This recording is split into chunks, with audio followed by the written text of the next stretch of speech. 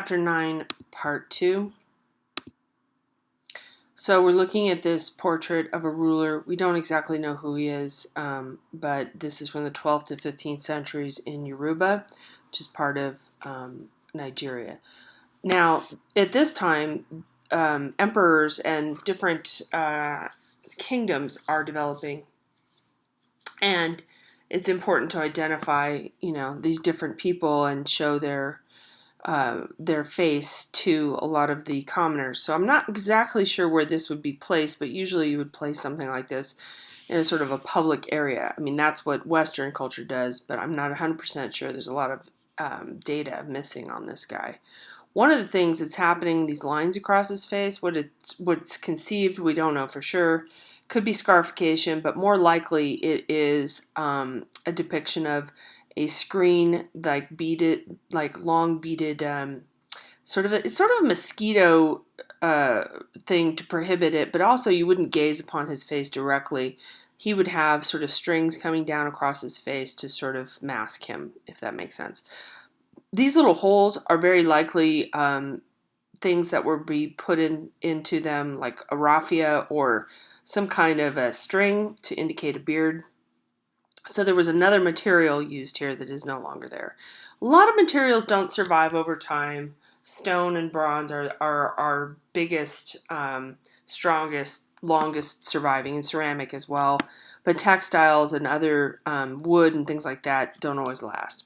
Okay, so he is having some qualities of a ruler. He's very naturalistic, meaning he looks really human and very there's no abstraction here. He looks very much like he would in reality. Okay, so a sense of calm and serenity, because that's what a ruler needs to have in this particular culture. Flowing features. He's got a crown. We see that, and like this face, we think it might be a beaded veil. So neck rings similar to those worn by in Yoruba, but that also could just be flesh that's wrinkled. We don't know. All right, so one thing that's interesting about this is that most sub-Saharan African pieces, cultures will have more abstracted images like this. This is a reliquary guardian figure from chapter 8, I believe. And now we have this sort of a style, which is much more naturalistic. Now, it's interesting, a different book that I teach from shows that these are both contemporaneous, mean happening at the same time, which is a really wild thing when you think about a culture promoting these two different styles. Now that happens nowadays, but usually a style for a culture is exactly, well, not exactly the same, but like the Egyptians, it's very identifiable. But sometimes it is felt that a person's soul is better depicted in an abstract form. So that's just an FYI. You don't have to worry about that. But I think the African art really shows that. Okay, we're skipping over to Cambodia, moving east, and we're looking at Jayavarman the Seventh. He's the last king of the Angkor Empire. And you can go to Angkor Wat. It's a tourist destination, and I think it's in a video game. Oh gosh, the Tomb Raider. What's her name? Laura something. Anyway, you get to see it kind of up close, which is good. At times in current modern day, I actually went to try to go there in 1989, and there was too much conflict going on. It was too dangerous because they were shooting in that area in Cambodia. So I did not go, but it's on my list. I definitely want to go back and see it, but sometimes it's safe and sometimes it is not. And that's true of many parts of the world. There's a lot of things I want to see, like in Iran and Iraq and Afghanistan, but can't go now. Okay, so he is depicted almost like a Buddha, right? He's got those elongated ears of a Buddha, the peaceful, closed, meditating eyes, the beatific sort of smile. It's his peaceful smile. And he doesn't quite go as far as the Buddha with that top knot, but there's sort of a reference to it. So he's deciding to show himself as a mystic slash Buddha, and part of his idea here, or his method behind that, is to connect himself with a divine power. Although Buddhism isn't quite about divinity, but he is really instrumental. Let's see if we have it on our next slide. He's instrumental in the conversion from Hinduism to Buddhism. Now remember, Hinduism and Buddhism correlate a little bit to Judaism and Christianity. In a sense, Hinduism was the religion that was widespread in Southeast Asia, India, Southeast Asia, meaning Cambodia, Thailand,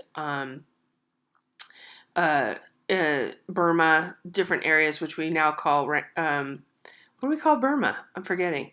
But anyway, in that area, and also even up into Tibet and parts of China, southern China, Indonesia. So Hinduism was important, and he is starting that shift. He's a very powerful emperor. He's starting that shift toward Buddhism, and Buddhism travels to all these different places, and Buddhism goes as far as Japan, through China, Korea, and spreads. But he is part of that spreading.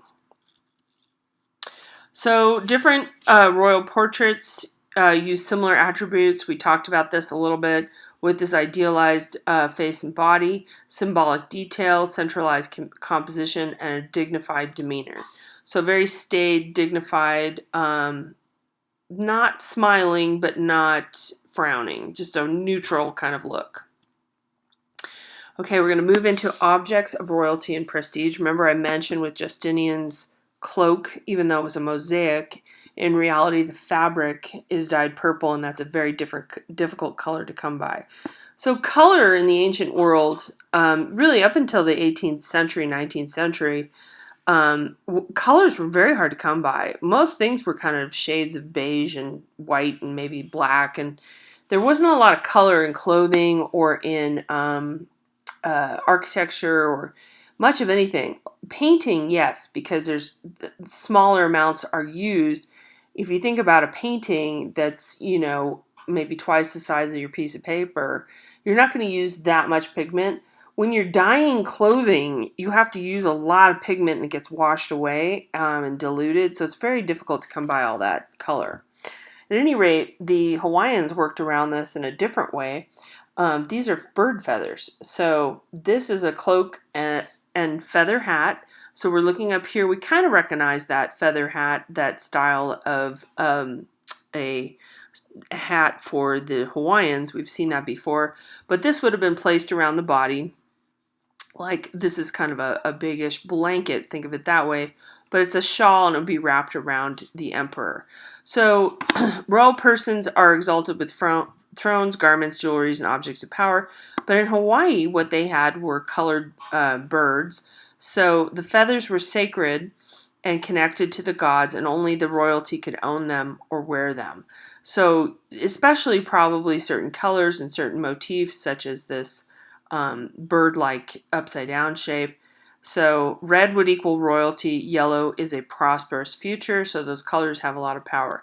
You have to think color is connected to power in the ancient world because it's hard to come by. Okay, slightly different piece, well, very different piece.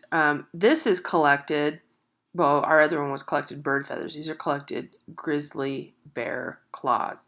Now you have to think about how hard it is to get a grizzly bear claw. At this point, 1860, yes, there are guns, but, previous to that, there were not. And so the idea in the culture, which is passed down, because this is probably a much older tradition. This piece is from, like I say, 1860 with a lot of color in it because commercial dyes are starting to become available.